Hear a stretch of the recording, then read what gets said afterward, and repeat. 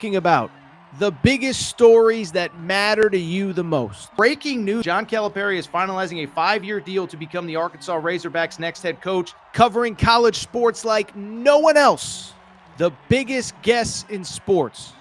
We now welcome in Hall of Famer Jim Calhoun. Such a pride I had, I came to connect. The legend, Tim Tebow, joins us. We'll run it back. I like it. The legend, Herschel Walker.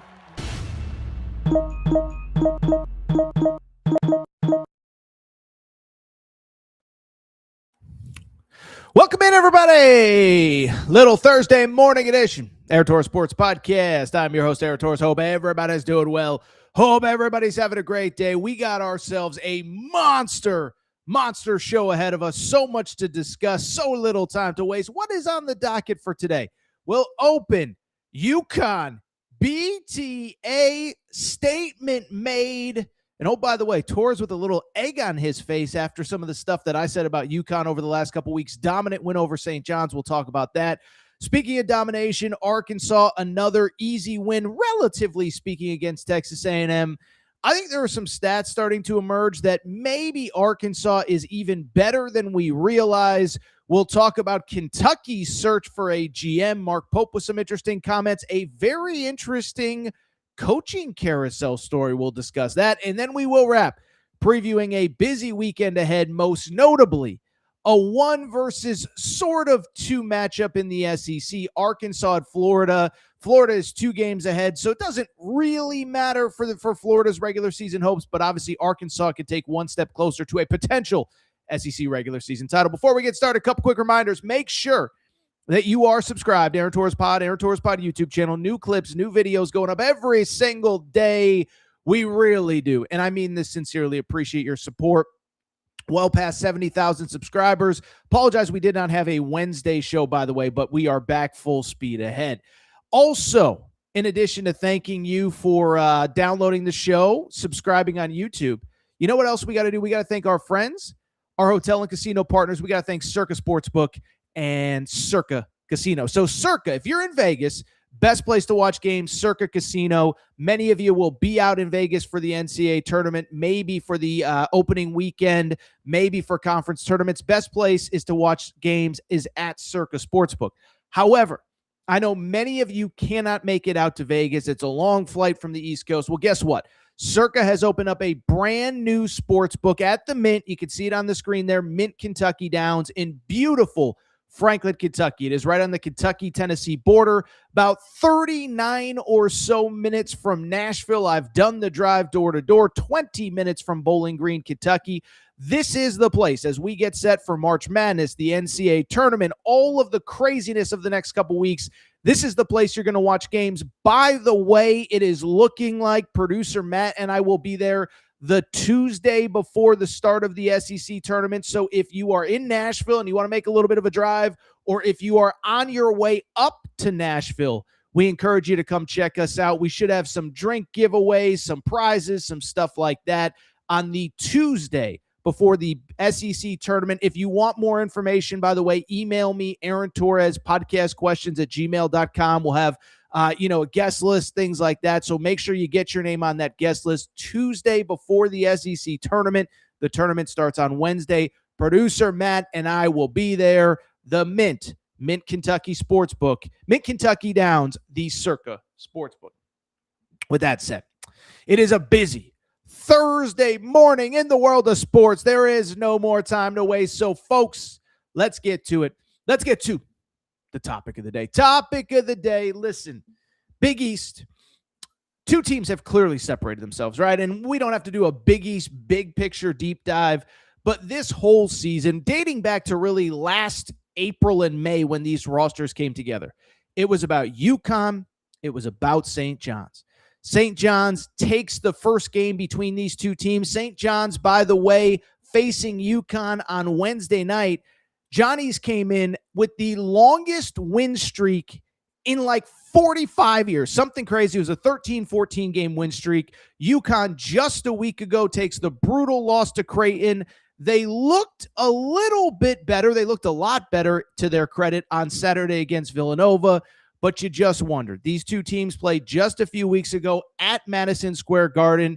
And St. John's did hand UConn its first Big East loss at the time. This was the rematch. We were wondering what it was going to look like. Could UConn bounce back? Oh, yeah. They bounced back in a big way. Final score. If you didn't see it, cover your eyes, hide the children. Final score 72-40. 72-40. We will drop some crazy stats in a second. It isn't hyperbolic to say this was one of the great defensive efforts in UConn basketball history.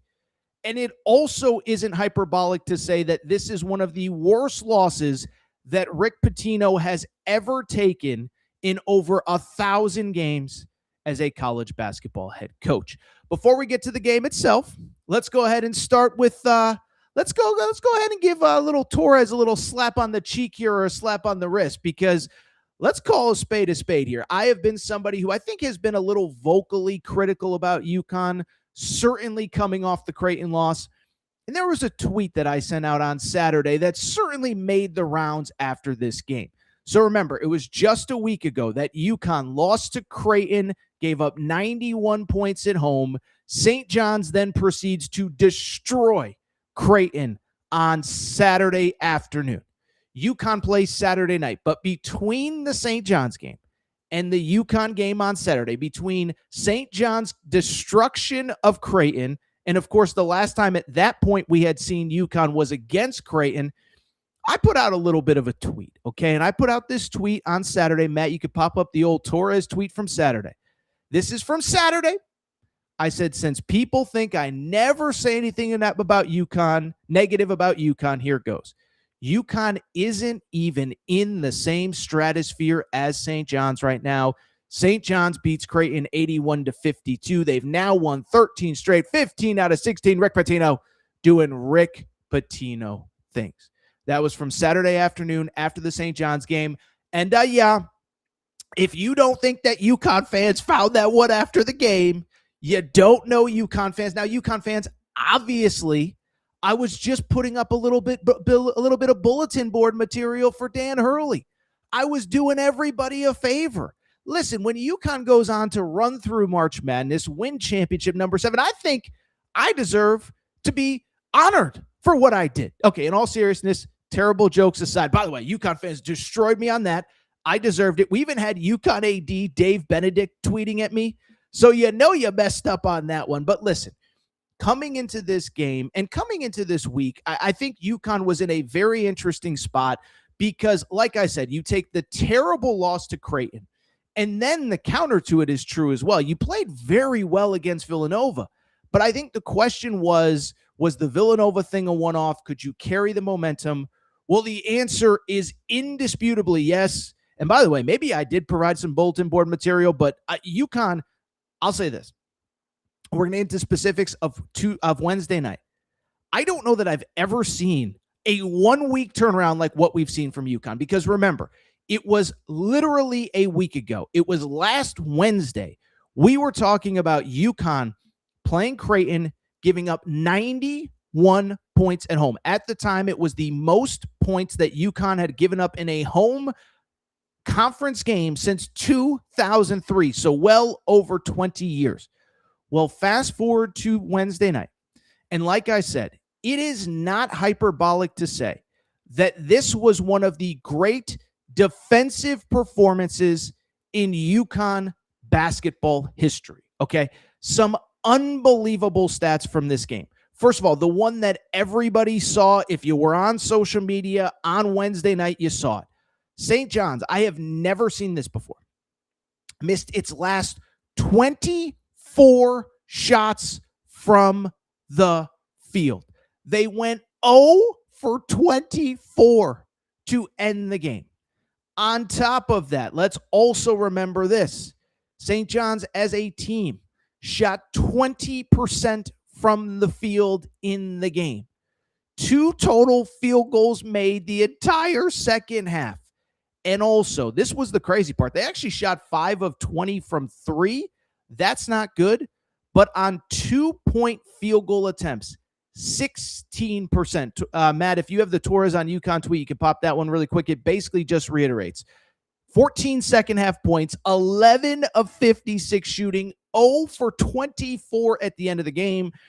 As they said on the Torres on UConn page, which you can follow, Torres on UConn, it is one of the great defensive performances that we have ever seen.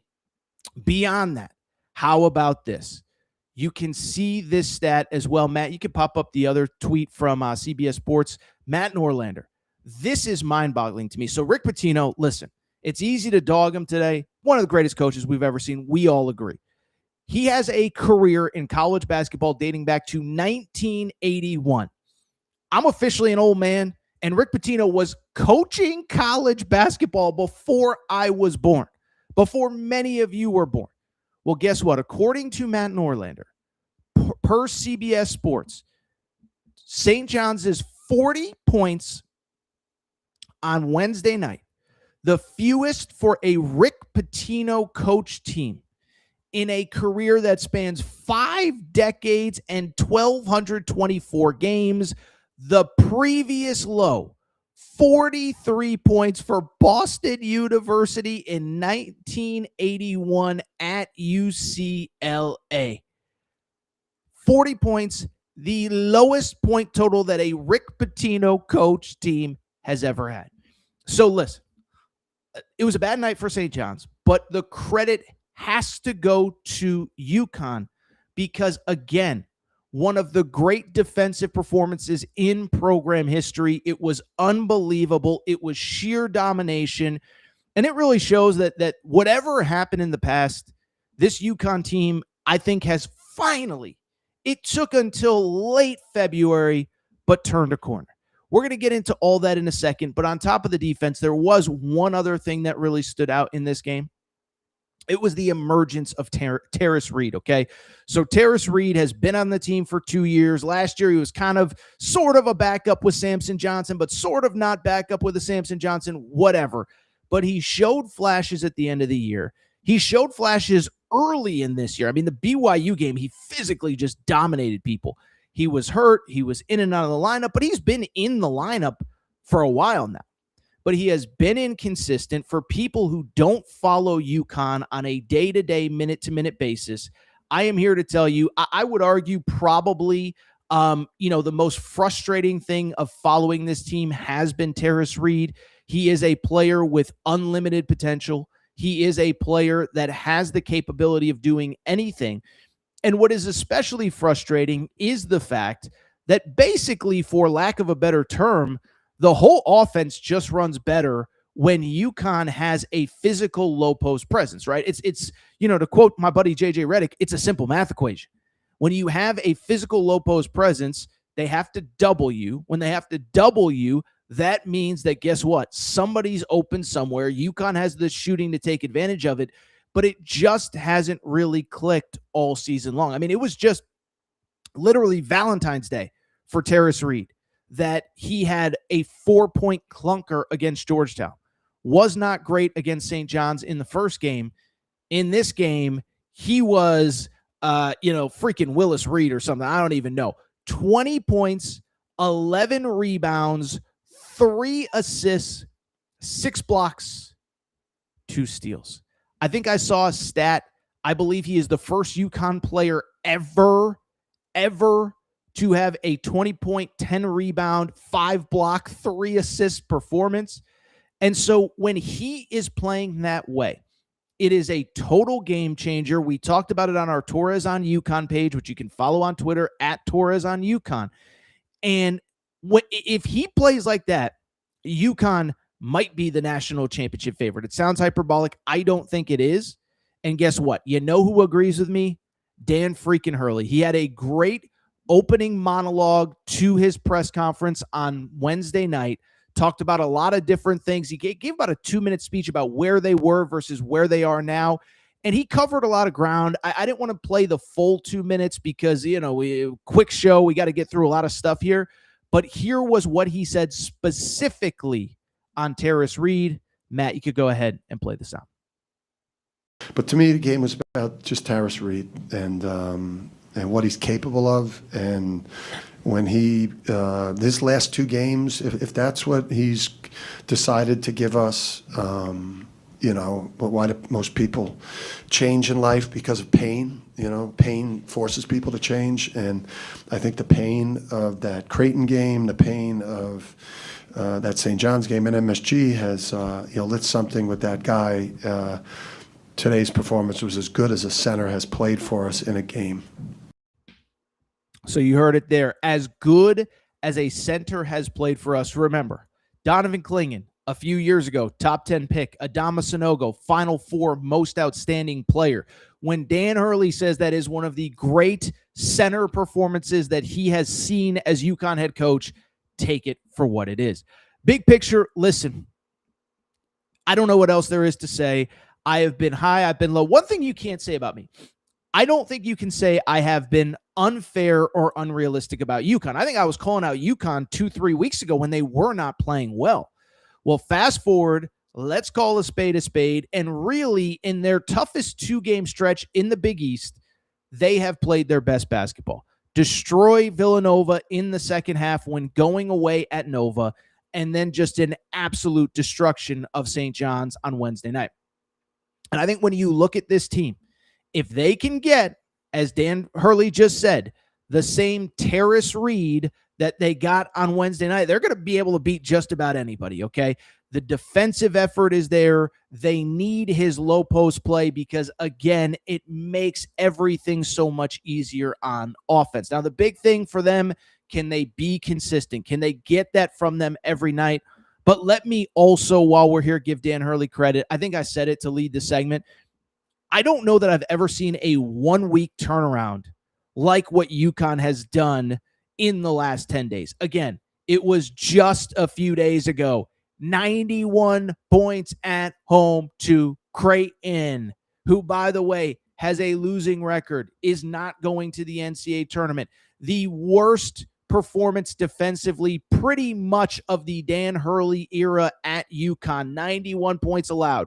To then allow 2 games later, 1 calendar week later, a 40-point performance to St. John's. It was unbelievable. Give credit to Dan Hurley, man. Listen, I've said it before. I understand if you're not a UConn fan, you don't like him. I understand you see all the press conference clips and the, talking to the refs and whatever. What I am here to tell you, he's still probably the best coach in college basketball. He's unbelievable.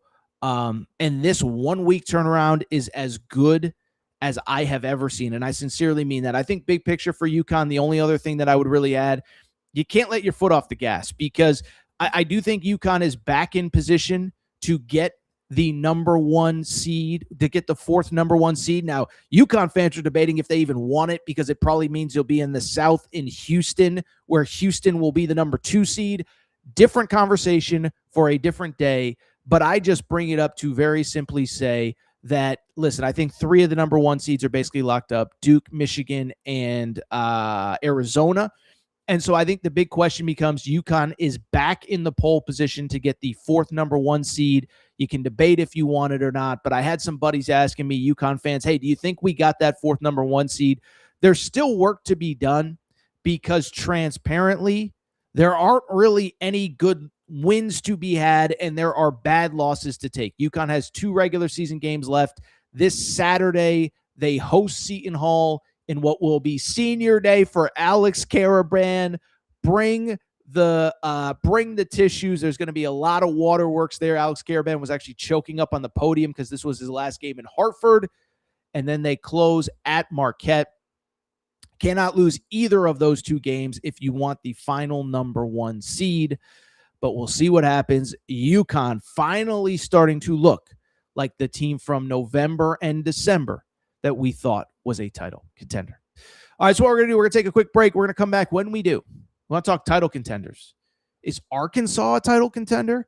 They destroyed, maybe not destroyed, but they were awesome against Texas A&M. And there are some stats that will tell you Arkansas might be better than they're getting credit for. We'll take a quick break, come back, talk Arkansas. Be right back. All right, we're going to get back to the show in a minute, but before we do, you know what we got to do. We got to thank our friends. We got to thank our partners. We got to go ahead and thank Collie Puffs and ColliePuffs.com. Yeah, you see the logo on the back of the screen right here. Okay, so I've told you all about Collie Puffs, but family-owned company, not far from where I live. Joey, a huge sports fan. And one day he was sitting on the couch and he said, you know what? I need a snack that is both healthy but delicious, something my kids are going to love, something my family's going to love, something I'm going to love. And so he came up with Collie Puffs. This is the new age health food snack. You don't need to go to the grocery aisle and buy all that crap, the Doritos, the Fritos. No, my friends, you need Collie Puffs. Baked, not fried, avocado oil, no grease, healthy ingredients. But here's the best part. They taste freaking delicious. Actually, there's another best part. In addition to tasting delicious, in addition to being healthy, they are also taking care of listeners of the Aaron Torres pod. Okay, so check this out. All you got to do is go to ColliePuffs.com. That's CAULIPUFFS.com, ColliePuffs.com, and you can get 15% off any purchase with the promo code Torres. That's Torres, Torres. It's that simple. 15% off any purchase. 1 bag to try them out, 100 bags to cater a party. Doesn't really matter. Promo code Torres. ColliePuffs.com gets you 15% off. Collie Puffs also available on Amazon. You obviously can't get the promo code there, but ColliePuffs.com, ColliePuffs.com, promo code Torres gets you 15% off any purchase. Thank you to our friends at Collie Puffs. All right, everybody. I am back. Good to be back. Good to be back. So, a lot of great comments in the chat. A UConn fan says, Torres, your plan worked perfectly. You got UConn where they needed to go. We appreciate your support. By the way, I see Razorback Pride says, how did I miss you going live?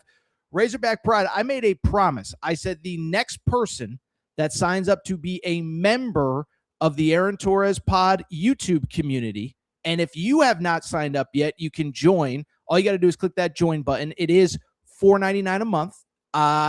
Listen, understand it might not be possible for some of you, would never beg, never ask, whatever. Bring it up solely to say, 1, we appreciate everyone's support. 2, we do members only mailbags every single week. We will be doing one tonight. But I said on the last episode, I said the next person that signs up as a member gets a box of Collie Puffs. Razorback Pride, I believe you were the next person to do so. So email me, Aaron Torres podcast questions @gmail.com. We got to get you some Collie Puffs. They may not go out for a while. My buddy was at the shipping center this week. He will not be back for probably a couple weeks, but get me your address. We will get you some. And again, if you want to join the Aaron Torres member community, help support the show, we're going on the road. We're doing a lot of things. We're going to have a lot of fun content for you March, April, May into the summer. $4.99 a month, and we do appreciate everybody's support. And we have members-only mailbags exclusive for members every Thursday night, including one this evening. Let's go ahead, switch gears. Let's talk about another fun game Wednesday night in the world of college basketball. Okay, so very interesting matchup, Texas A&M against Arkansas. Texas A&M, I'll be honest, I was just on Texags a minute ago. I didn't really realize how close they were getting to the bubble. I think Bucky McMillan has done an excellent job in year 1 as the Texas A&M head coach. Remember, Texas A&M was the last power conference job to open. Bucky McMillan didn't get the job until essentially after the Final Four. Well, I just bring it up to say he's doing a good job, but A&M is struggling. They could not get the win as the Arkansas Razorbacks, the red-hot Arkansas Razorbacks, win 99-84. They're basically only playing 7 players with the Carter Knox and Isaiah Sealy injuries, but all but one of the 7 scored in double figures. I take that back. DJ Wagner had 9. Everybody else except Nick Pringle scored in double figures. Arkansas, another dominant, maybe isn't the perfect word, but darn it, are they playing well. And in just a few seconds, I'm going to give you some stats that show this team is playing probably better than just about anybody realizes right now. Okay, so with this game, what I think is interesting is this. Arkansas is playing phenomenally. Arkansas is unbelievable. You know what the crazy part about this game was, though? Darius Acuff didn't even really play that well. He's clearly, remember, he has the ankle injury, which he's playing through. John Calipari said he was in a boot for 2 days in the lead up to the Alabama game. Didn't really look like himself over the weekend. And early in this game, didn't even play that well. Struggled in the first half. Oh, by the way, you know how good Darius Acuff is? Didn't play great in the first half. Everyone acknowledged it, including Darius Acuff after the game. Still finished with 22 points, 7 assists, 5 rebounds, and 3 steals. Okay. You know you are an elite talent when you're basically playing on 1.5 ankles and you finish with 22 points, 7 assists, 5 rebounds, and 3 steals.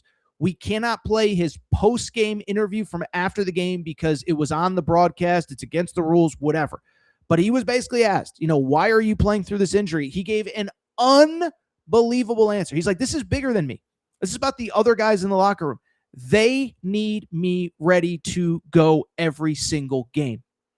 And so even though was not great in the first half, 22, 7, 5, and 3. And oh, by the way, John Calipari now starting to ask some questions about the people like me who make decisions on player of the year, whatever. Because I'll defend myself. I have said since the Tennessee game in January, I said, we're going to get 3 freshmen on the first team All-American list, AJ DeBonsa, Cam Boozer, and Darius Acuff. Well, John Calipari, he had one gripe after this game, and that was this. Why the heck are we not talking? Somebody just told me Darius was 1 for 12 in the first half. Probably should have subbed him out and sat him. But I gave him a break. But I didn't.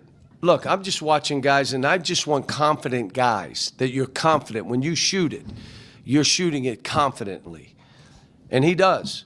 But nothing phases him. I'm a little disappointed, and I'm not trying to put more on the kid.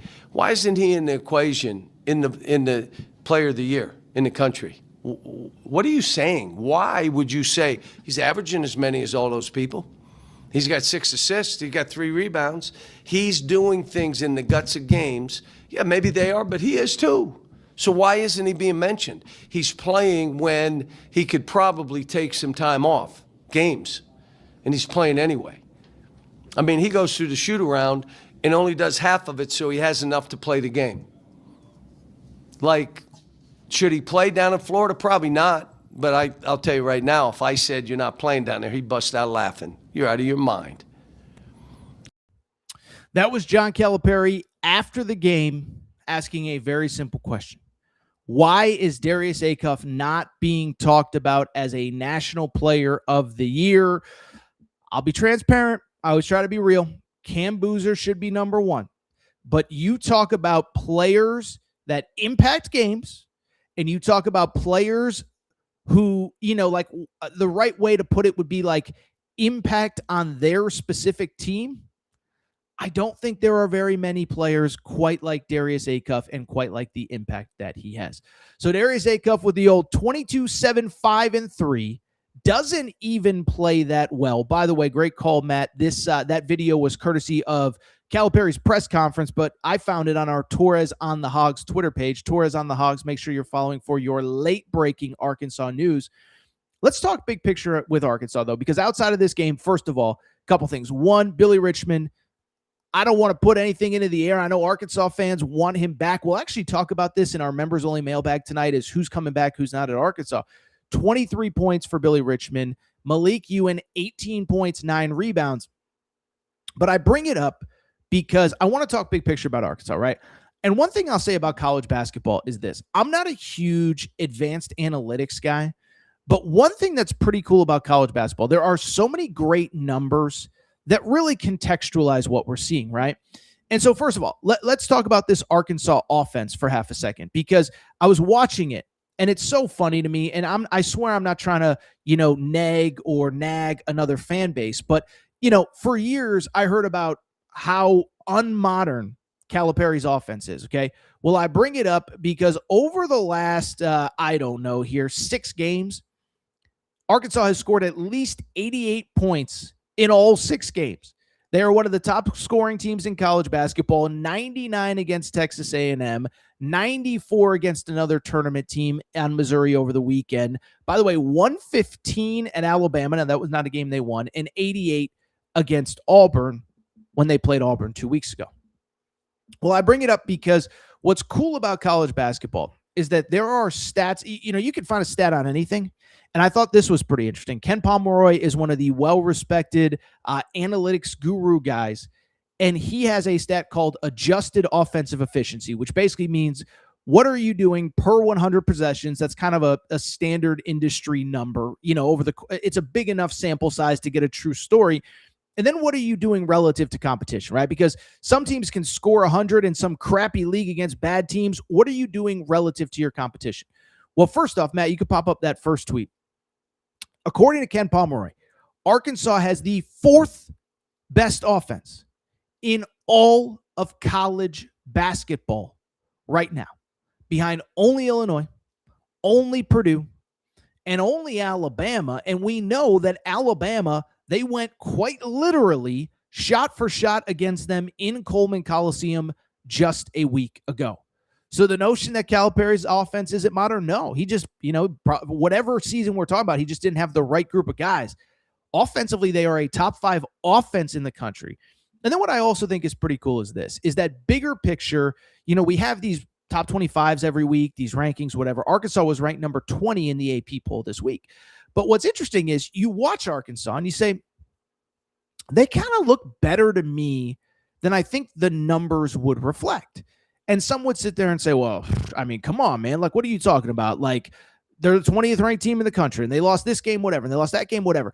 And the polls, I think, do a good job. I'm not a critic of the AP poll, and I'm not going to sit here, this team should be ranked here and whatever. But at the same time, what I do think is interesting is that what's cool about college basketball is you can figure out, okay, let's put aside what teams have been doing since November. What are they doing right now in this moment? And so there's another good website. And again, I don't do a ton of the analytics stuff, but I see this stuff pop up on my social media sometimes, and I think it's worth discussing. There's a website called Bart Torvik, okay? And Bart Torvik has this cool tool where you can rank teams based on individual dates, okay? So in other words, like the top 25 is kind of a reflection of the entire season, but what about the last week? What about the last month? What about since January 1st? Whatever. If you listen to the Ion College Basketball podcast, Gary Parrish jokes all the time about sorting data, okay? Well, for fun, this is what I do this is what Torres does on a Wednesday night. I want to see, like, are my eyes deceiving me, or is Arkansas really good? So I went onto barttorvik.com. I'm not an analytics guy. I swear I hate throwing numbers and being a nerd at you, but I think this is all relevant. I went and looked since February 1st because historically Calipari's teams generally start playing. He starts to figure out his team really in late January into February, right? And, we'll see what happens at Florida this weekend. But you even go back to the last year at Kentucky. Remember, they were on fire down the stretch of that regular season. Beat Tennessee at Tennessee. Beat Auburn at Auburn, I believe. Beat Arkansas at Arkansas in the final month of the season as well. Well, I bring it up because I went and looked to see, okay, February 1st on, how is this team doing? Go ahead and pop that one up, Matt. They are ranked 7th. They are, according to the computers, the 7th best team, a top 10 team in college basketball since the start of February, okay? And the teams that are ahead of them, you're probably not surprised. It's Duke, which is going to be a number 1 seed, Arizona, Michigan. I think Florida, to their credit, is absolutely playing lights out. Illinois is in there as well. Arkansas is number 7, though. They're ahead of Iowa State, who as of a week ago was going to be a number 1 seed in the tournament. They're ahead of UConn, who admittedly had a great game on Wednesday night, but is playing well, but not great. We are talking about Arkansas as a fringe top 5, certainly top 10 team since the beginning of February. And so put aside my bias, put aside an Arkansas fans bias, put aside all of that, and let's just go with what the computers are saying. The computers are saying Arkansas is better than we realize. We have stats to back it up, and those two stats, the number 4 offense in college basketball, right behind Alabama, who they just went shot for shot with like 2 days ago.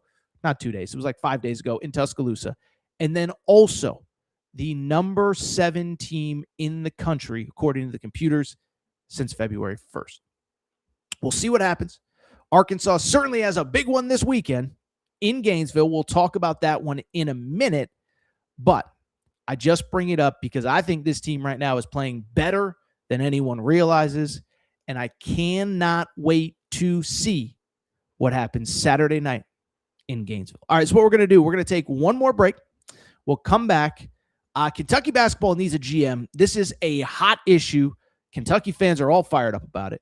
We'll talk about some interesting coaching carousel buzz. By the way, we have some coaching carousel on our members-only mailbag tonight. That'll be 8 Eastern.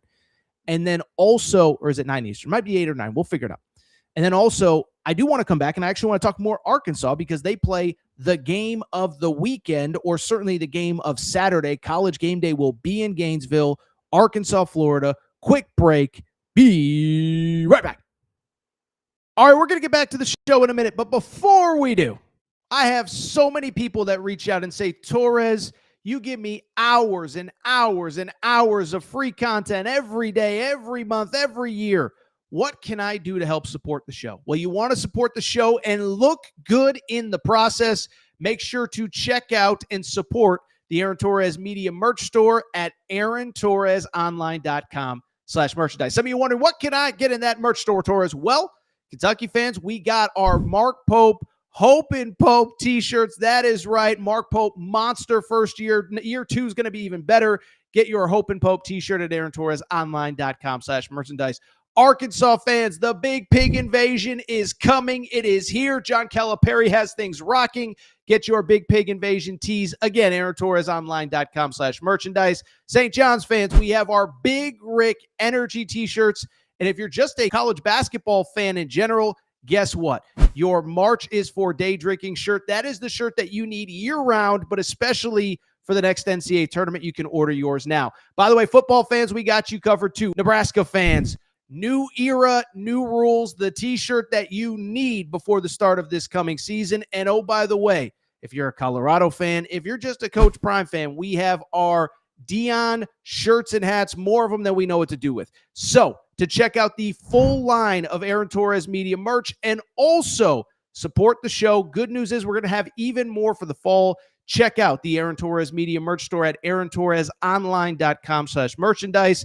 And for more information, you can always reach out at Aaron Torres Podcast Questions at gmail.com. All right, everybody. All right, back. Gonna be back. We will get back to the show in a minute. Before we do, though, guess what? It's March. You probably want to go to some games. Maybe you want to go to a conference tournament. Maybe you want to see your team these final few weeks. We got a lot of UConn fans in the chat. Senior night, Alex Caravan on Saturday. You need tickets. This is what you need to go. You need to go to SeatGeek. It is America's #1 ticketing app, over 28 million downloads. And what I love about SeatGeek is 2 things. One, every ticket on the app, it's rated 1 through 10 with a green dot or a red dot, right? Green dot means go ahead and purchase. Red dot means stay away. But what I really love about SeatGeek, and this is where everybody needs to pay attention, don't mean to wag my finger like Dikembe Mutombo, but this is where you need to pay attention. SeatGeek. If you use promo code Torres, how about this? You get $20 off your first purchase, okay? So go to SeatGeek.com, the SeatGeek app. If you use promo code Torres, you get $20 off your first purchase. And again, it's that time of year. You're going to need tickets to conference tournaments, NCAA tournament, maybe a Final Four. SeatGeek app, promo code Torres. By the way, maybe if your team isn't very good, you don't want to watch basketball. You want to go to a concert, a show. If SeatGeek has a ticket, use promo code Torres. You get $20 off your first purchase. SeatGeek.com, promo code Torres, $20 off your first purchase. Should mention, by the way, if you've used SeatGeek before and you've used one purchase already, use a different email. You can still use promo code Torres to get you $20 off. SeatGeek app, promo code Torres. SeatGeek app, promo code Torres gets you $20 off. Really quickly, Matt, I see you have a few questions tagged. So go ahead and let's get to those, and then we will get to the rest of the show. First off, Big Pig Invasion headed to Indy, says Charlie. Charlie, I'll see you in Indy, buddy. I hope listen, I'm unbiased. Let's just say it'd be good for Torres, the brand, and whatever. By the way, we will be in Indy. We'll be doing some live shows. We got a bar set up. It's going to be awesome. I hope Arkansas and Arizona and UConn, I hope everybody's there because there will be a time to be had in Indy. Maybe there will be a Big Pig invasion in Indy. By the way, Torres, AaronTorresOnline.com/shop for your Big Pig tee. Yo, go AT. Who can't stop the Big Pig invasion? Love my shirt. Well, since we're here, we might as well just pop it up. If you want your Big Pig invasion tee, that's right. Producer Matt is on it. All you got to do, click that QR code, Big Pig invasion tee, AaronTorresOnline.com/shop, AaronTorresOnline.com/shop. Also, just click that QR code. Just click that QR code. Get your Big Pig invasion tee. You'll have it in time for the Final Four. You'll have it in time for the SEC tournament. Let's keep going. Oh, by the way, I think Ron, was it Ron who said, how many contenders are there? How many real contenders are there? Ron, that feels like a great segment for next week. So go ahead and tune back in. We will do that at that point. All right, let's move forward. Let's switch gears. And let's talk about a team and a program that we talk about a lot on this show, the Kentucky Wildcats. By the way, I mentioned it off the top of the show. We will, the day before the SEC tournament, be doing a meet and greet, a hangout at Circa Sportsbook at the Mint, Franklin, Kentucky, Mint Kentucky Downs. It's on the way to Nashville, okay? It is on the way to Nashville. By the way, pretty cool. I just saw that somebody scanned the QR code, so that's pretty cool during the show. But on the way to Nashville from Kentucky, Mint Kentucky Downs, Circa Sportsbook, we will be doing probably a meet and greet, some drinks, this and that. Want every Kentucky fan headed to Nashville to come check us out. Email me, Aaron Torres, podcastquestions@gmail.com. Make sure you're on the list. We'll have some free drinks. We'll have some stuff, maybe a couple t-shirt giveaways. Remains to be seen. Email me so you can get on the list. All right, let's go ahead and talk about the Kentucky Wildcats.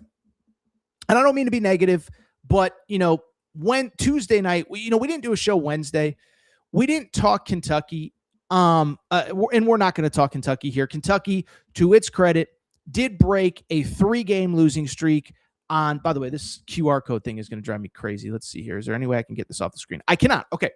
Anyway, Matt, just cut out that first part when I introed here because I'm terrible. I'm live right now. I get distracted easily. I'm like a little child. I'm like a child seeing shiny things out of the corner of my eye. All right, refocus. All right, let's switch gears. And we're not really switching gears. Let's stay on the topic of Kentucky basketball, okay? Because the bottom line is, listen, Kentucky played on Tuesday night. We did not do a Wednesday show, had some stuff pop up, whatever. But even if we did, it wasn't the kind of game that you would sit there and you would celebrate and you would go crazy about Kentucky basketball. To their credit, they did break that 3-game losing streak. They beat South Carolina. It wasn't a pretty game, though. It was a game that was kind of probably, frankly, if we're being honest, too close for comfort. A game that they probably should have blown out South Carolina, and a game that, to their credit, like Denzel Aberdeen stepped up and other guys stepped up, but Kentucky shoots 39% from the field, 28% from three. Bring it up because I think for a lot of Kentucky fans, and I'm not trying to be sarcastic or mean-spirited or whatever, I think a lot of Kentucky fans are already starting to look to the offseason. And one of the big questions in this offseason is basically, what are we going to do to make sure that we don't have a roster situation like this year? A lot of mismatch parts. You go back to last year during the portal, there was conversation about, did you overpay some guys, underpay other guys, miss on the guys you wanted, whatever. And it has become a very hot button issue in the state of Kentucky and within the Kentucky fan base of, we have to hire a GM. By the way, should mention, we did do a segment on this on our members only mailbag last week. If you do want to become a member, $4.99 a month, we do appreciate your support. Just click that join button at the top of your screen. We talked about this a week ago, okay? But this has become a hot button issue. I think what's worth noting is this, I think sometimes any fan base, it could be Alabama football, Ohio State football, UConn basketball, Kentucky basketball. I think sometimes there are moments in time where a fan base gets kind of caught up on a specific idea, and sometimes it's ill-advised or whatever. I don't think this is ill-advised at all. I do think this is a major blind spot for Mark Pope. I don't think he's as bad of a coach in game as a lot of people do, but I do think he needs help with roster construction, player evaluation, and really just having a finger on the pulse of what is going to happen once the portal opens in April. So this has become a huge issue in the state of Kentucky, with Kentucky specifically going into the offseason. And it's a huge issue, pretty straightforward, because one, essentially every other power program, every other program that you're competing with for recruits has a GM. Indiana hired one this week. North Carolina hired one a year ago. Duke has the original first GM in Rachel Baker, who began at Nike. UConn has Tom Moore. And so you go on and on down the list. The programs that you're competing with for the top recruits are in better position going into the offseason. And so I bring it up, why we're discussing it today. It is a topic in the state of Kentucky, and it's not going away, to the point that during his radio call-in show on Wednesday, Mark Pope was actually talked about it. Hey, where are we at? Are we hiring a GM? Should we get one? Will we get one? When is it going to happen? Well, Mark Pope answered that question, and Matt, you could go ahead and pop up his quote. He said, quote, "Yeah, that's been an ongoing conversation for us. We've had a lot of conversations trying to find exactly the space that will work best for us. But, you know, as everybody figures this out, that is certainly a direction that some teams have gone with really incredibly varied levels of success." He continued, "We're probably having those conversations about it on a weekly basis." Okay. One, way too much jargon there. And two, what I would say is this. I know that I have been critical of Mark Pope, maybe sometimes unfairly, but this is a blind spot. This is a weakness. This has to be addressed sooner rather than later, and it's for the exact reasons that you think. Teams have spent months preparing for the portal. The longer you wait, now you have to get the right guy or girl. So I'm not saying just hire anybody. And I have a name for you, by the way. But what I am saying is this, is that at a certain point, this is something that has to be a priority. I don't want to be rude. This season is largely lost. I don't think you're going to make a magical run to the Final Four. You're certainly capable. You've beaten Arkansas. You swept Tennessee. You beat St. John's. You're capable. But realistically, you need a person in place so when the portal opens, you're ready to go. A couple things. One, so first of all, I'll just be totally transparent. I don't really understand Mark Pope's pushback on this. You know, you're not in the mid-majors. You're not in the MAC. You're not in the Sun Belt. You have the resources to go ahead and do this. Now, I've talked to people about it, and it seems like Pope's pushback is a few things. Is one, either somebody's going to get too much control over recruiting, or two, he's not going to get enough credit if there's success. First off, the whole too much control stuff is nonsense, okay? We talked about it in the members-only mailbag. We actually talked about it the other day when Indiana hired a GM. I have yet to hear of any college basketball program structuring things like the NBA. In other words, Mark Pope is not going to hire a GM, and the GM is going to have final say over player personnel. That's not the GM's job at the college level. What the GM's job to do is to build relationships, to know who's going to enter the portal. And I know we just talked about it last episode, but many of you didn't see it. And so the job is not to pick players. That's what they do in the NBA. That's what they do in the NFL. That is not what they do in college basketball. Again, the names of the GMs. Tom Moore is the GM at UConn. I can say for certain Tom Moore is not picking players for Dan Hurley. Dan Hurley has final say on who comes to UConn. What Tom Moore's job is, he's a veteran guy. He knows everybody in the high school and AAU ranks. His job is to constantly have a finger on the pulse of what is going on in the world of high school basketball, AAU basketball, etc. And so, one, Mark Pope, I promise you, no one is taking away final player personnel decisions from you, too. Okay. And then two, I've heard that it's an issue of credit or what. Nah. If you win, you're going to get all the credit. If you don't hire somebody, you're not going to have a good team. So anyway, that's my whole spiel. That's not my whole spiel. I have plenty more on this, but that's my spiel about, like, it's nonsense, and the excuses for not having a guy or girl in place are ridiculous. Now, bigger picture, this is why you have to have somebody in place, ideally yesterday, but certainly today. And it is not something that can wait a week, 2, 3, 4. The portal is going to open in a month. Okay. And one thing, first of all, Kentucky is going to need a lot of help. I mean, the number of players that are either graduating or you're not going to want back, I would imagine it's another offseason. And by the way, we know you have 0 high school players committed. It's probably an offseason where you're going to have to get 8, 9, 10 players committed. Like, just realistically, that's probably the case. The issue becomes other schools with the GM in place have been working on this for months at a time now. Okay. I've told this story a few times. So if you're a daily listener of the pod, I apologize if it's getting redundant, but let me say it again. In November, I was at the Players Era Tournament in Vegas. That's the $1 million cash prize. You know, everybody was there. Michigan, Auburn, Alabama, Tennessee, Houston, Kansas, on and on. And I've told this story, but let me tell it again for people who have not heard it. I'm walking through a hotel lobby pretty late at night. I was actually going to make a bet on the Egg Bowl. Whoops. Made the wrong bet on that one because Mississippi State did not beat Lane Kiffin in his final game at Ole Miss. My pocket is still hurting from that. But anyway, that's neither here nor there.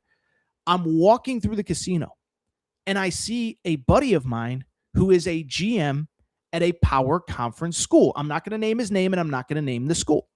But I bring it up because I saw him. His team was not in the Players Era. And so I'm like, dude, what are you doing here? Your team's not playing here. Why would you be here? He said, Aaron, he goes, we got all these agents here. We got all these players here. I have to be here so I can talk to agents, so I can know who's going into the portal in April. That was in November.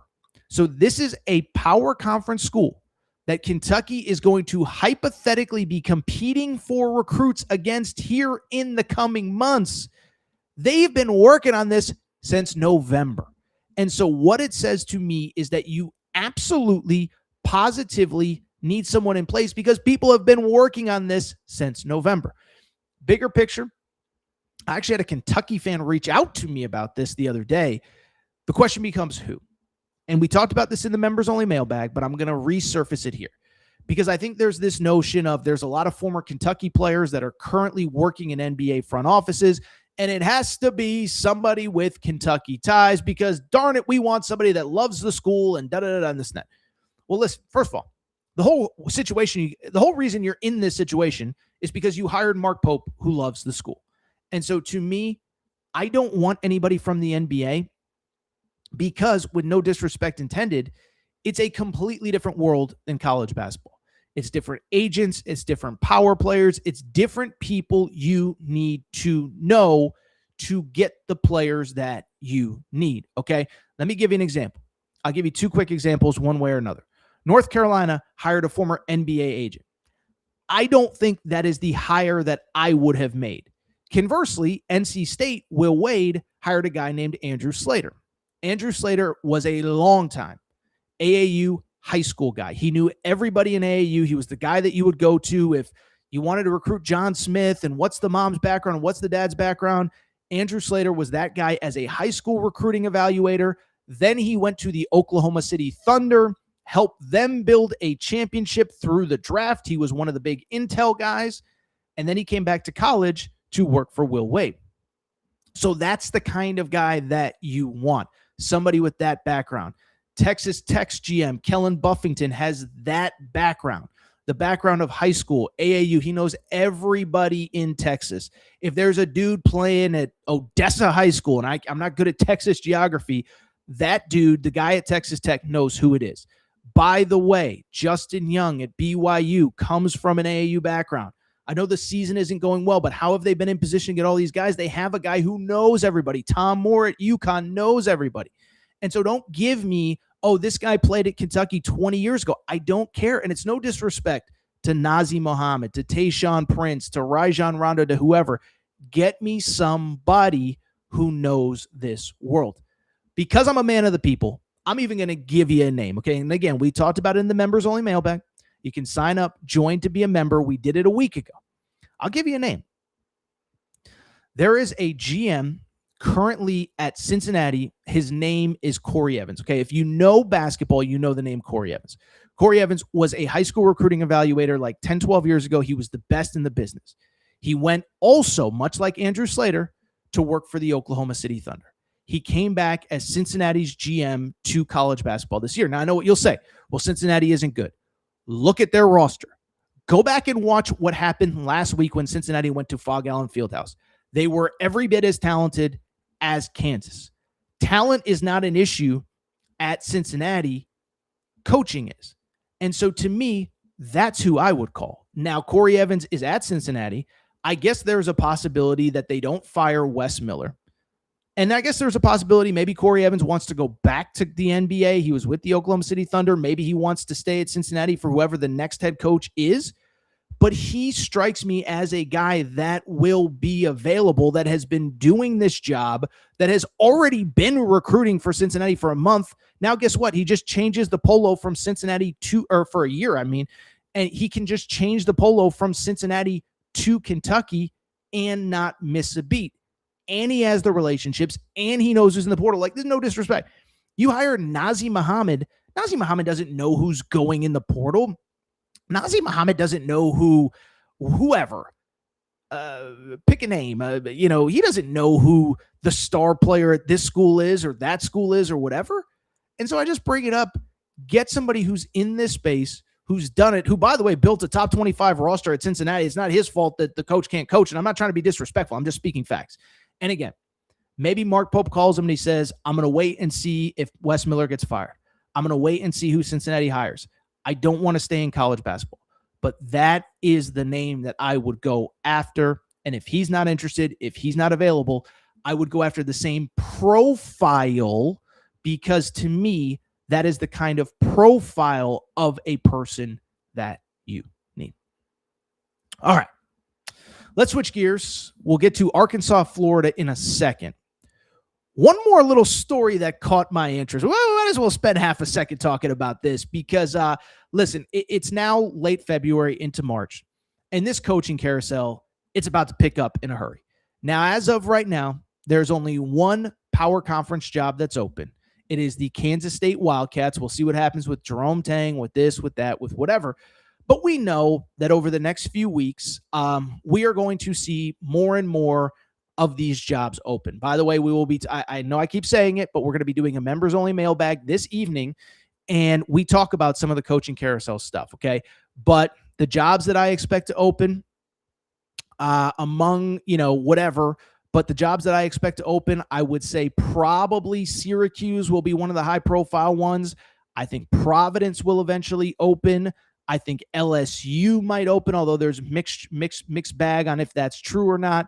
What else? Oklahoma's probably going to open, et cetera, et cetera.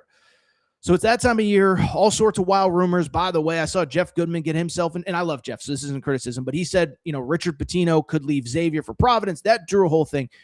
But I bring it up because one job that looks like it could hypothetically open is Ohio State. Okay, so Ohio State basketball is just so irrelevant. Like, I hate to be a jerk, but it is just so irrelevant.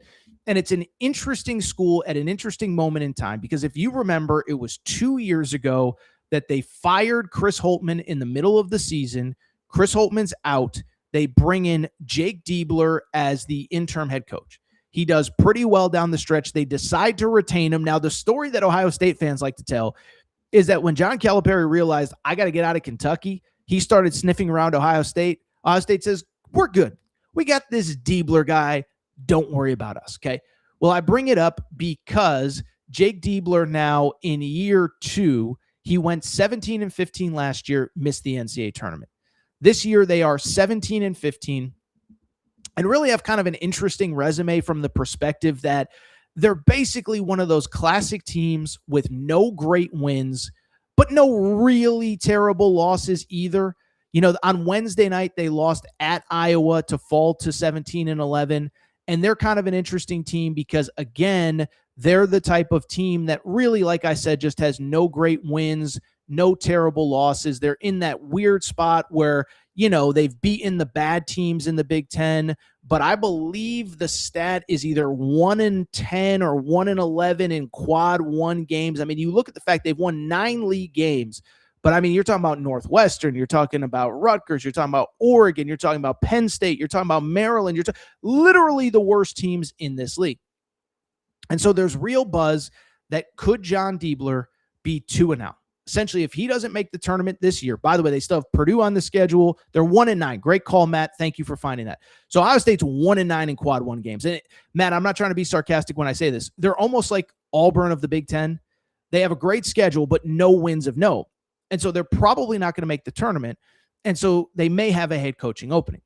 Why do I bring it up? It is because on Wednesday, and this is why we're talking about it, Jeff Borzello, who does an unbelievable job.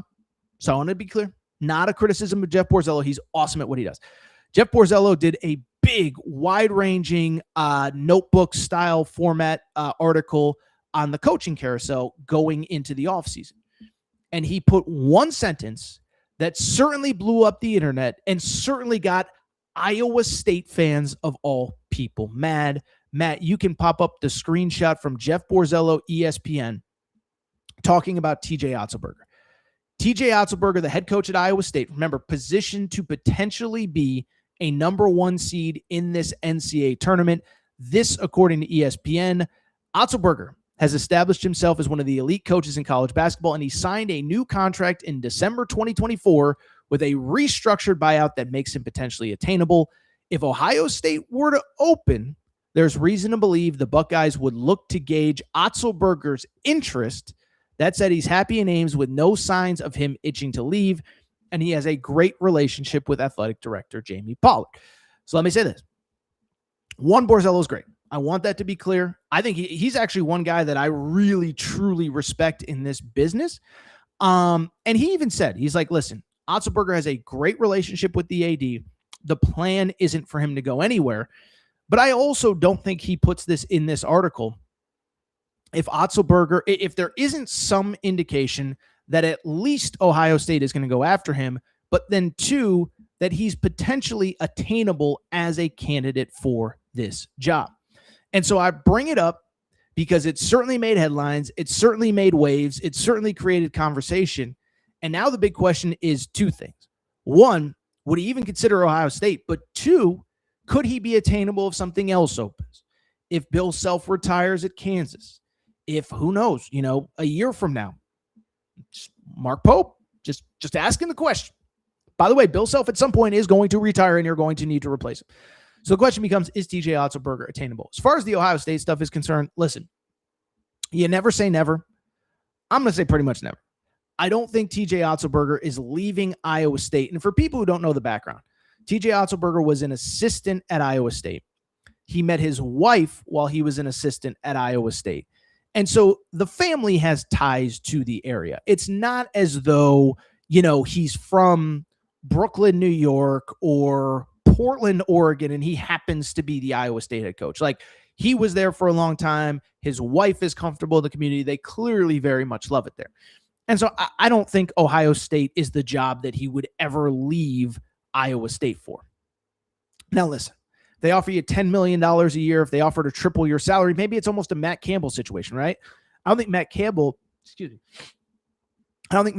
ever planned to leave Iowa State, but Penn State offered him so much money, so much NIL. Eventually, he had to say yes.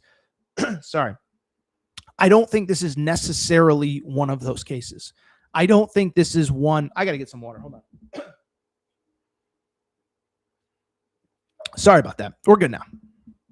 I don't think this is one where it's a Matt Campbell, where Ohio State is going to offer so much money that you can't say no. Now, maybe they do. Maybe there's some booster at Ohio State that likes football but loves basketball and wants Ohio State basketball to be Ohio State football. And maybe they offer you some crazy amount of money that you can never get anywhere else. But I do think what this opens to me, I don't think it will be Ohio State. I do think it opens up the possibility that there are whispers in the coaching community that Otzelberger could be attained for the right job. And like I said, maybe it's not Ohio State, but some other big ones are going to be coming up soon. As far as Otzelberger is concerned, a couple things. One, Borzello, I thought, had an interesting note on the buyout. I went ahead and looked it up. he actually does have a very manageable buyout.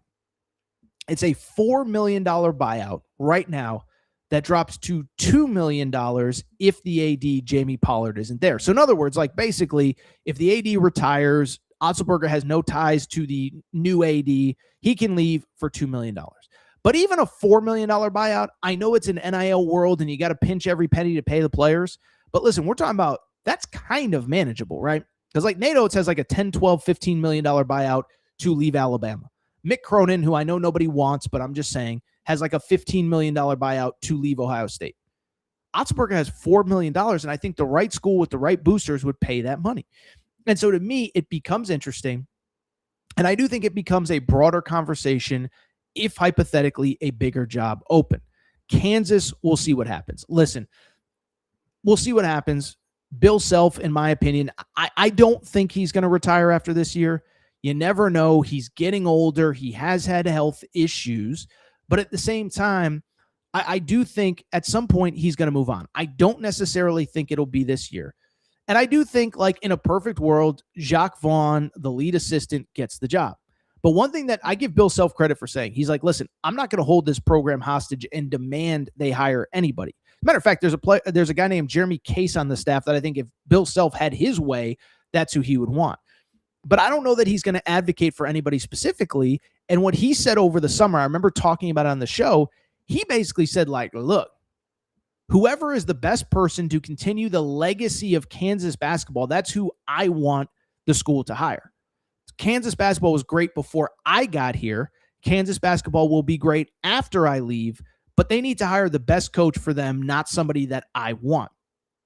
So I think when he leaves, I do think there will probably be a national search, and I do wonder if TJ Otzelberger will be the one guy that or Kansas will be the one job that maybe TJ Otzelberger does have to consider actually leaving Iowa State for. That remains to be seen. I think the other thing is, listen, Mark Pope, we talk about him plenty. I get it. I'm not here to be critical. I'm not here to be unfair, but we all know this season hasn't gone to plan, and he's basically probably going to get next year to figure things out.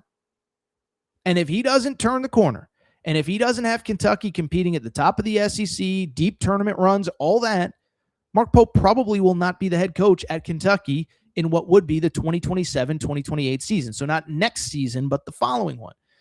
And so I just bring it up because to me, I do think there is something to, you start talking about what a Kentucky search could hypothetically look like if it doesn't work out. And I'm not firing Mark Pope, I'm just stating facts, is that I do think there's something to be said about some guys are probably more attainable than others. I don't know how attainable Nate Oates is with that buyout, but TJ Otzelberger appears to be with his buyout.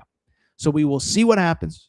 We'll see what goes on in this coaching carousel. If I was putting TJ Otzelberger leaving Iowa State, I'd put it at 2% because I don't think a job is going to open that interests him.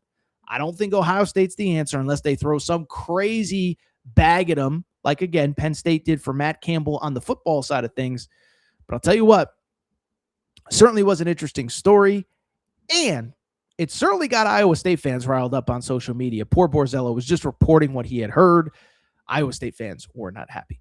All right, Matt, this is what we'll do. We'll take one more break. We'll come back. We'll wrap the show. We'll do a quick look at Florida, Arkansas, best game of the weekend, college game day in Gainesville. Quick break. Be right back. All right, we're going to get back to the show in a minute, but before we do, you know what we got to do. We got to thank our friends. We got to thank our partners. We got to go ahead and thank Cauley Puffs and CauleyPuffs.com. Yeah, you see the logo on the back of the screen right here. Okay, so I've told you all about Cauley Puffs, but family-owned company, not far from where I live. Joey, a huge sports fan, and one day he was sitting on the couch and he said, you know what? I need a snack that is both healthy but delicious, something my kids are going to love, something my family's going to love, something I'm going to love. And so he came up with Cauley Puffs. This is the new age health food snack. You don't need to go to the grocery aisle and buy all that crap, the Doritos, the Fritos. No, my friends, you need Cauley Puffs. Baked, not fried, avocado oil, no grease, healthy ingredients. But here's the best part. They taste freaking delicious. Actually, there's another best part. In addition to tasting delicious, in addition to being healthy, they are also taking care of listeners of the Aaron Torres pod. Okay, so check this out. All you got to do is go to CauleyPuffs.com. That's CauleyPuffs.com, CauleyPuffs.com, and you can get 15% off any purchase with the promo code Torres. That's Torres, Torres. It's that simple. 15% off any purchase. 1 bag to try them out, 100 bags to cater a party. Doesn't really matter. Promo code Torres. Caulipuffs.com gets you 15% off. Cauli Puffs also available on Amazon. You obviously can't get the promo code there, but Caulipuffs.com, Caulipuffs.com, promo code Torres gets you 15% off any purchase. Thank you to our friends at Cauli Puffs.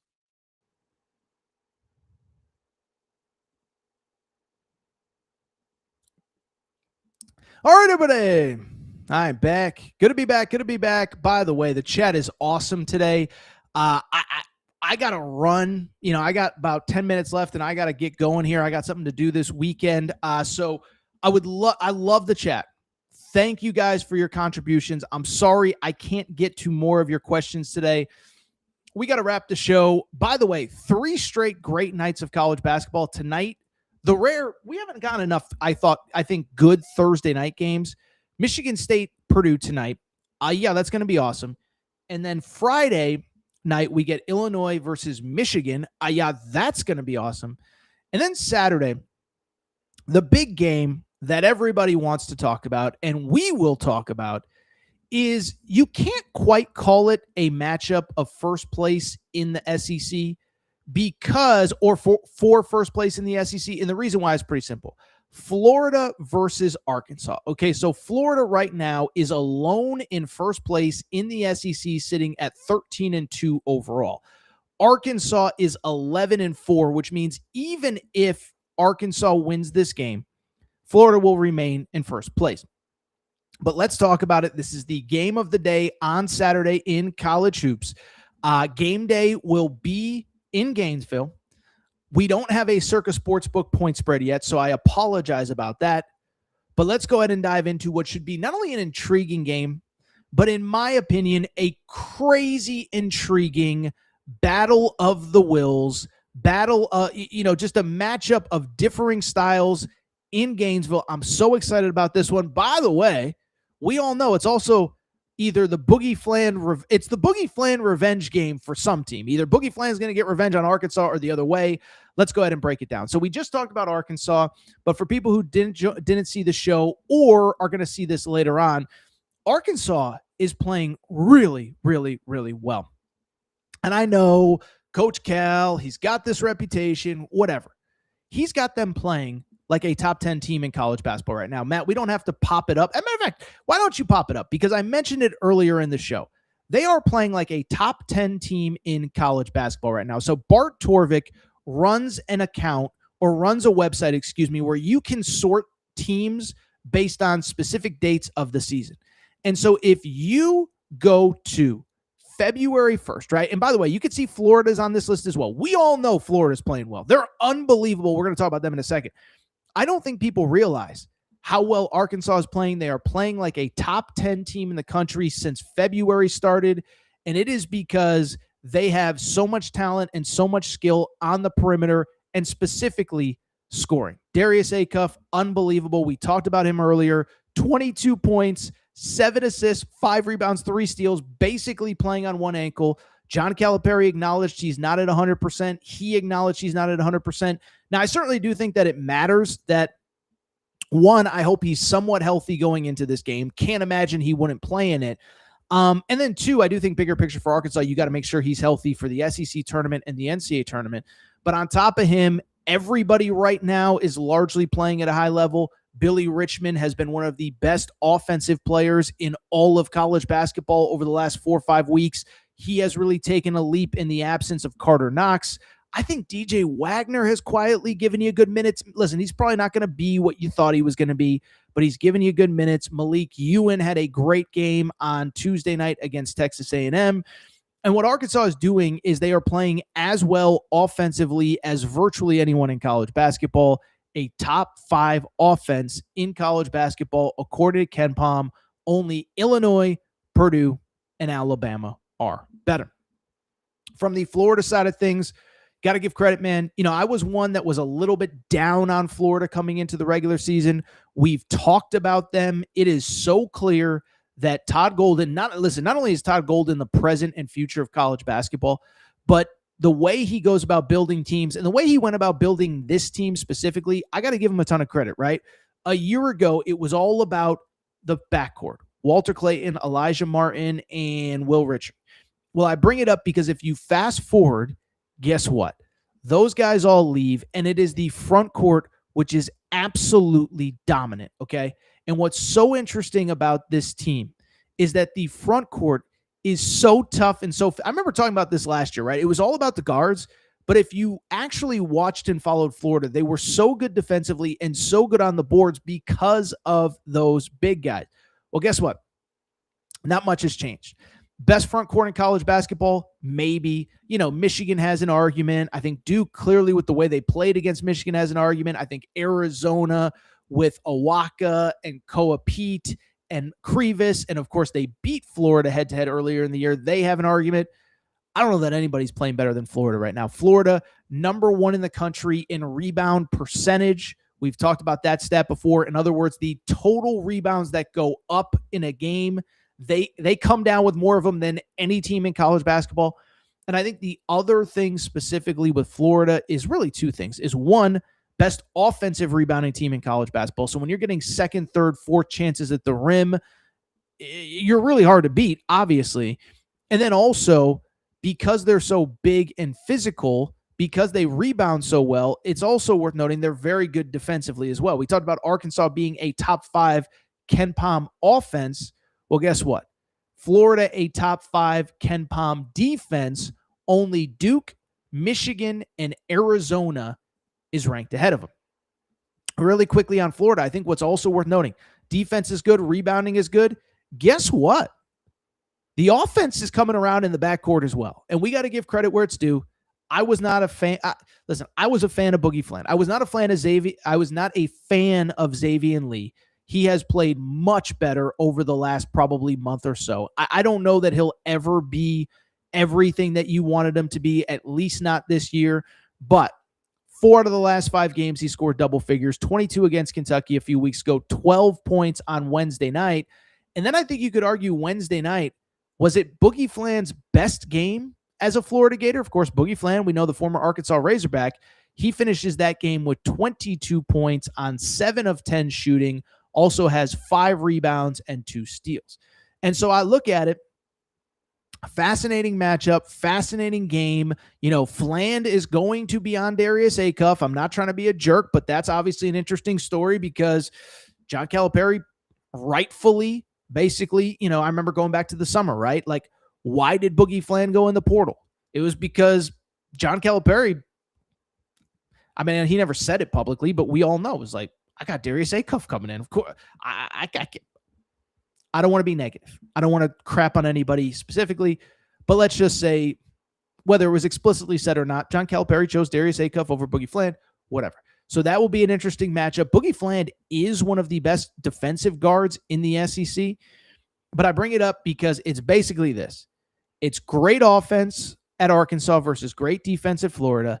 It's the size of Florida versus the speed of Arkansas. And I got to be real.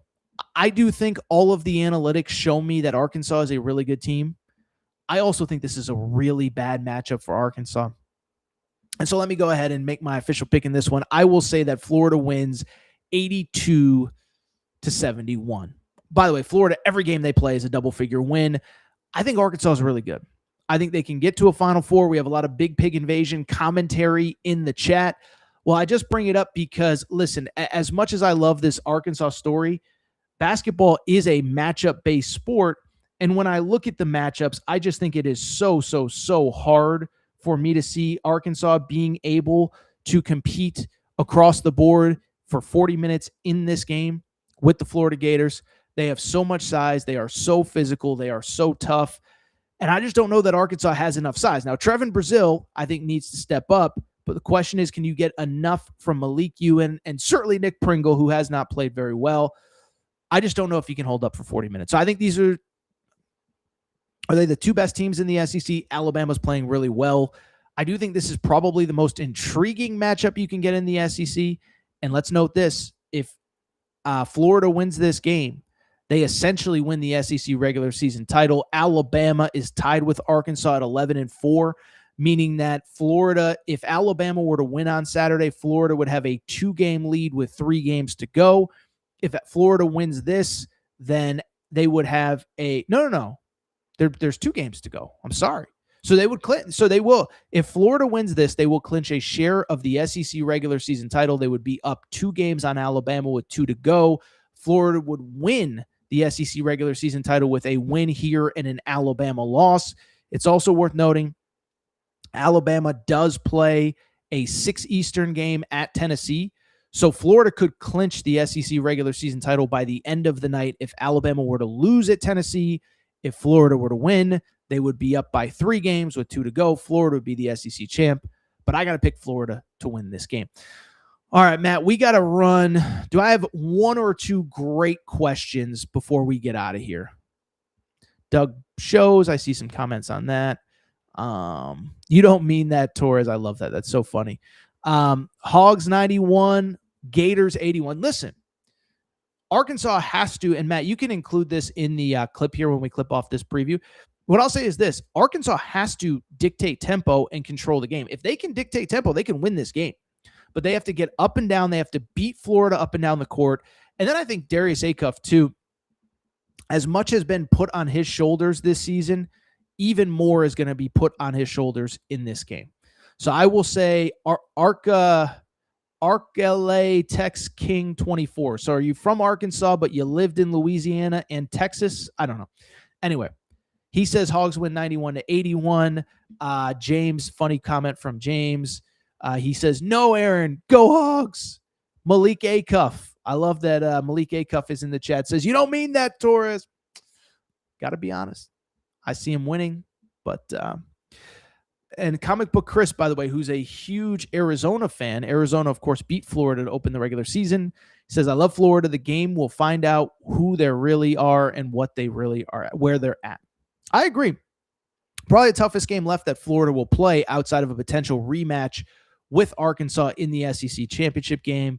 This is where you wish that Malik Ewan and Nick Pringle were playing a little bit better. Let's see here. We forgive AT for how they struggled last night at Texas. We forgive AT for forgetting how they struggled last night at Texas. They struggled for half. That's kind of the problem. They won by double figures. Like, they won by double figures on the road against a tournament team. All right, I'll tell you what. I got to go ahead and get out of here. I got to run. I so appreciate everybody's support. We covered so much ground in this show, but I got to go. If you're not subscribed to Aaron Torres Pod, please make sure to do so. Apple, Spotify, also here on YouTube. We are well past 70,000 subscribers, so we do appreciate your support of this show and of the Aaron Torres Pod. Also, make sure to rate and review the show. Go ahead, give us a quick 5 stars. Let us know what you like, what you don't like, all that good stuff. Make sure you're following on social media at Aaron_Torres on Twitter, at Aaron Torres Pod on Instagram, Aaron Torres Podcast Questions at gmail.com, Aaron Torres Podcast Questions at gmail.com. Thank you. We will have a members-only mailbag tonight, 8 Eastern. So if you want to become a member, $4.99 a month, we do appreciate that support. We appreciate the support. No, everybody can't do it, but we do appreciate it. Monster audience today. Thank you. I wish I could sit here and take questions for an hour. I have somewhere I got to be in like an hour, so I got to run. Shout out to Torrent Craig, Rachel, who hates my voice, JJ Reddick, you F-head. Members only mailbag tonight, followed by full show on Sunday.